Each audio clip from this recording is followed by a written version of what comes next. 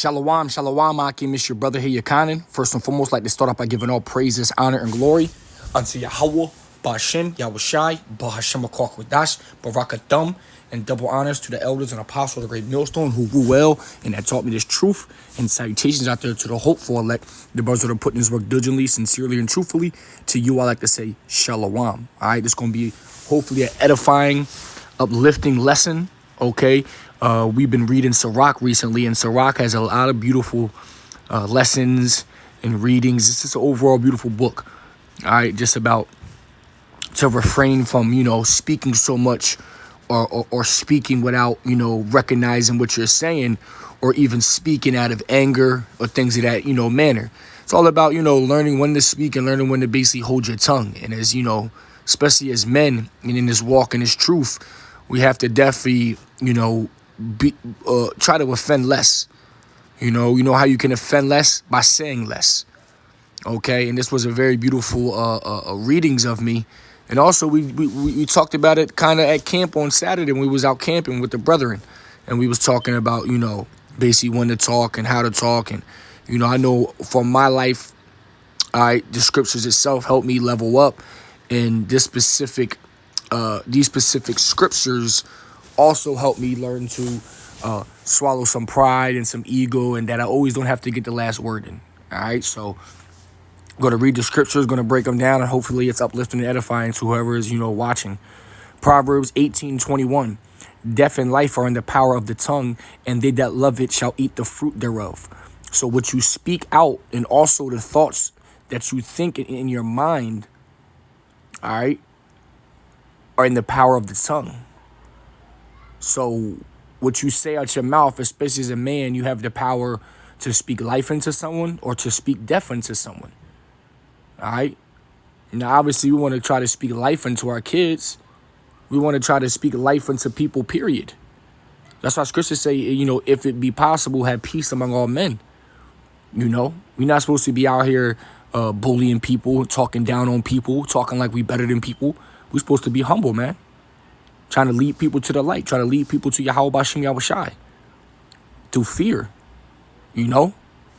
So understand that what you speak, what you say, every little thing you say is either helping or hurting somebody. Best believe that. All right? And there's a whole bunch of scriptures on, just, when to talk and not when to talk. All right? Proverbs 17:27. He that have knowledge spareth his words, and a man of understanding is of an excellent spirit. So if you got knowledge, you're going to know when to shut up, when to talk. All right?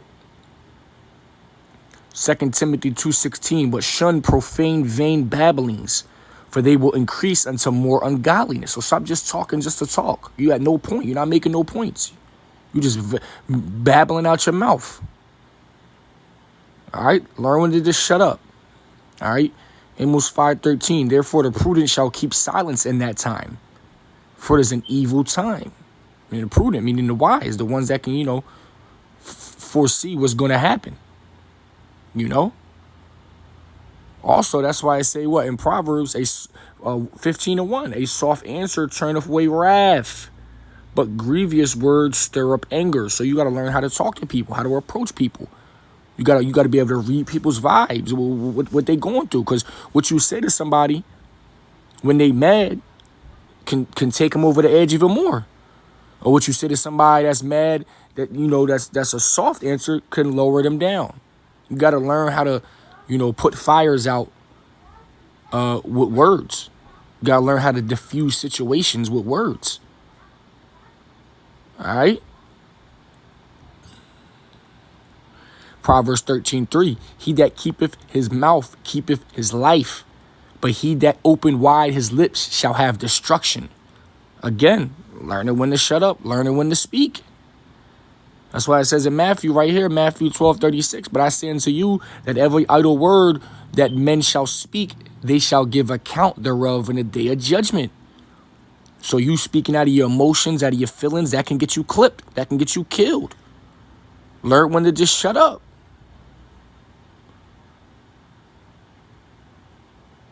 That's what Proverbs 21:23. Whoso keepeth his mouth and his tongue keepeth his soul from troubles. Learning when not to speak. Learning how to speak. All right?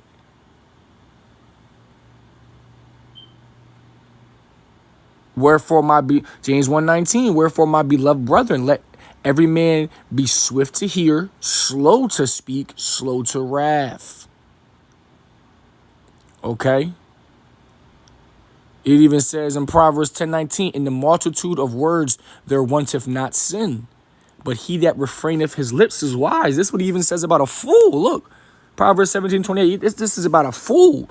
Even a fool, when he holdeth his peace, is counted wise. So you can be a fool, but when you learn how to shut up and don't speak, you're actually counted as wise. And he that shutteth his lips is esteemed a man of understanding. That's why scripture say, with all things getteth understanding. Just learning when to refrain from speaking. Speaking too much can put you in situations that you can't get out of. Ecclesiasticus, what is this, 20:1? There is a reproof that is not comely again. Some man holdeth his tongue, and he is wise. Okay? This is the one I like right here. There is one that keepeth silence and is found wise, and another by much babbling become hateful. Some men holdeth his tongue because he have no answer, and some keepeth silence knowing his time. A wise man will hold his tongue till he see opportunity, but a babbler and a fool will regard no time. He that useth many words shall be abhorred, and he that taketh to himself authority therein shall be hated. He that useth many words shall be abhorred, shall be hated. You keep talking to nobody like a talker. Nobody like somebody that's going to talk. All right? It's about actions, man. All right? Learning when to speak, saying much. What does scripture say? Saying much in few words.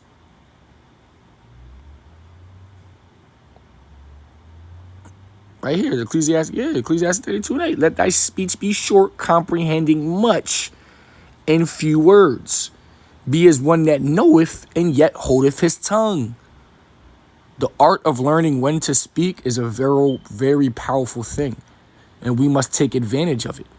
When to speak, how to speak, who to speak to, how to speak to them. Everybody can't be spoken to the same.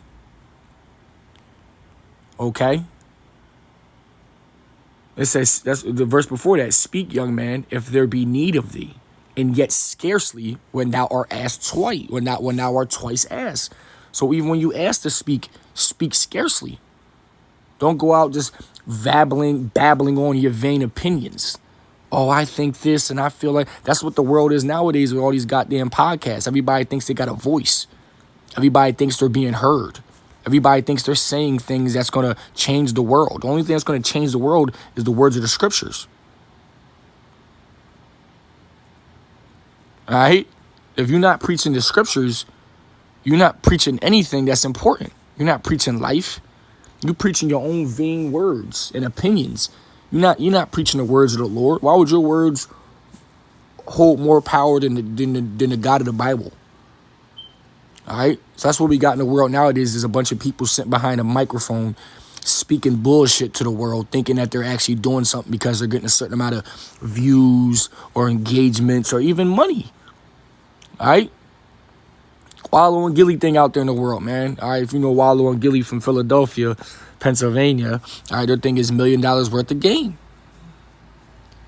All right?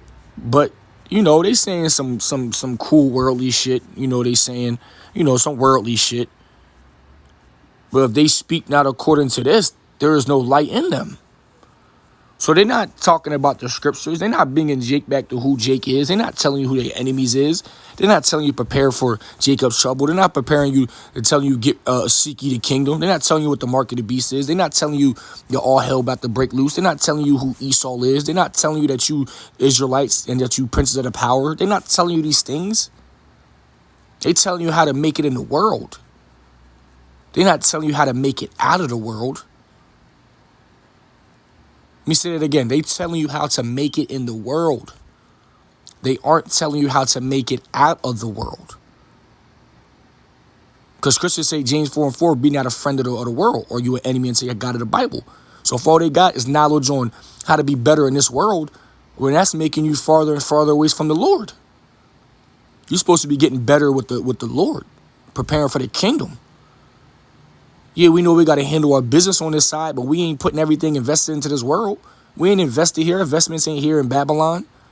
That's why it says in Micah 2:10, you know, depart from this place is wicked and is polluted and it shall surely destroy you. You know, roughly paraphrasing. But nowadays, people got a podcast and y'all here spewing bullshit. And they're allowed to do that because it's not the truth. See, if it was the truth would be cut short. They'll find a way to cut the truth. All right? That's why the words of the Lord is about to be cut very soon. So-called freedom of speech, shit, the scriptures itself, even the men of the Lord are not going to be out there on the highways and byways preaching for much longer. Okay? There's going to be a famine of the word. A famine of the word is coming. Let's believe that. And you either got this truth or you got the knowledge of the world. Because Christians say wisdom of the world is foolishness unto Yahweh Shem Yahushai. So you listen to all these fucking podcasts from all these people that's in the world and you think you know something. But it's not going to help you. It's not going to deliver you from the chaos, from the destruction, and the death, and the pestilence, and the famines to come if you don't got this truth of the Bible. That's why scriptures say wisdom and knowledge shall be the stability of thy times. Wisdom and knowledge of what? Of the scriptures, not of the world. Not what you learn in your school, in your Eurocentric educated classrooms. It's about what you learning from the prophets, from the elders, who the Lord has set up to teach. And if you don't got that, man, you ain't going to be delivered. You don't got nothing for real. You got fake money. But if you got the truth, you got something that you can't even put a price on. You can't buy it. You can't buy this knowledge. You can't buy this truth. You got to earn it. Everything is earned. All right? So just be wise, man. Learn how you speak. Learn when to speak, when not to speak. And just learn when to shut up, the best I can say, man. Just learn when not to talk. Don't talk as much. So with that, I'd like to give all praises, honor, and glory unto Yahweh, Ba'ashem, Yahushai, Ba'ashem Kodash, Bavakathum, and double honors to the elders and apostles of the great millstone who rule well and taught me this truth. Salutations out there to the hopeful elect. Shalom.